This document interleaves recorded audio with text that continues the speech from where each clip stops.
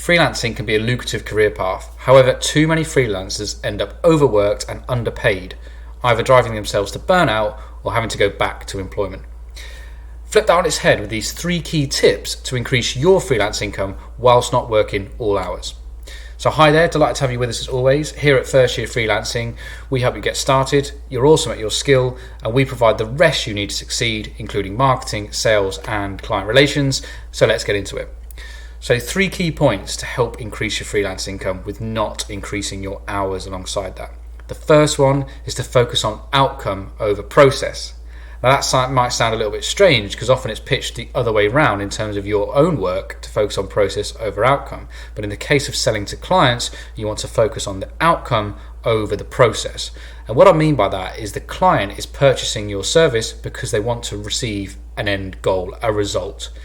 It might be that they want you to build a new website, so that's the goal. It might be that they want to generate leads, that's the goal. It could be that they have a design project for you to create an end product, that's the goal. Whatever it might be, there's an outcome to be achieved by that.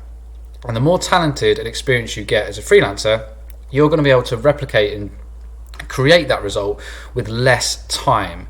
Because one of 2 things: obviously, as you get better, you're more efficient and you can do things quicker. But B, because you have a backlog of work that you've done, you may have templates and frameworks that you can build upon so that you can just finesse rather than creating everything from scratch. But as far as the client concerned, that doesn't matter. Let's bring it back. Again, all they want is that end result. How you get there is irrelevant. And that's what you have to educate your clients about during the sales process, because you'll find some clients are asking a lot, what hours are you working? What time are you working? That shouldn't matter. And you want to get away from that when you're freelancing, because if you can get to a point where all your clients just rely on the results and they only care about the results, then the more efficient and better your processes are, the quicker you can get to that result. And of course, there's a net effect. If you're charging on a retainer or a project rate, that means that the amount of hours you take to achieve that end goal are going to become less. So by calculations, your hourly rate will go up. So you're getting paid more for the amount of time you're working. So that's a big one. Focus on outcome over process when pitching and selling to clients, and work with clients who realize that all that matters is the outcome, not how you do it.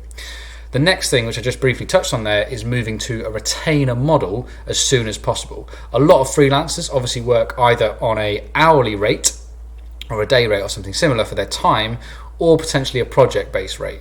Now, projects can be good because, as I said earlier, if you can get to that outcome over process, you might have a system where your project delivery time is a lot lower than maybe other freelancers, or if you to bill for an hourly rate, for example.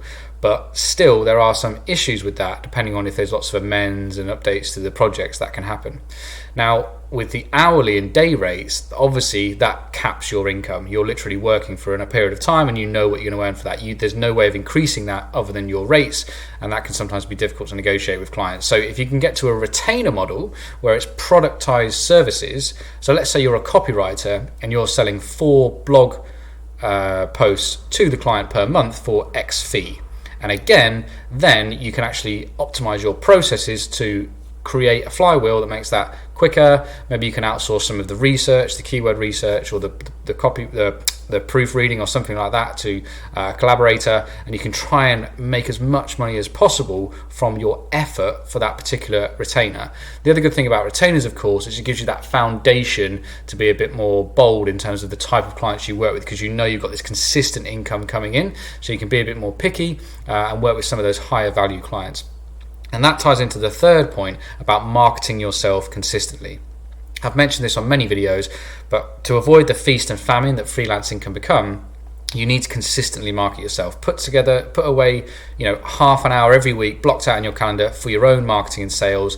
Don't let that slide. It's easy to say, I'll skip that for next week, and then it becomes a habit and you don't get into it. Make sure you stick to that religiously, because that is what is going to make your consistent freelance business grow, because you're going to always have a pipeline which is full of new leads and prospects. And the reason why that can help you earn more money as a freelancer is because obviously you're going to have more leads, but B, you can be more selective over working with those clients who focus on results over results over process, but also who are happy to sign up to retainers, higher value retainers, even getting into performance-based retainers where you can have an upside if they get extra result from that as well. So you're increasing all these elements to give you the highest chance of earning the most income for your output, and you can really ensure that you are one of those freelancers who flourishes rather than reaches burnout.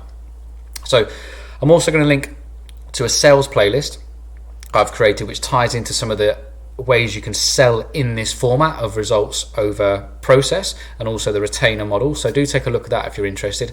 As always, hope you got value from this video, and any comments or questions post below and I will ensure to get back to you.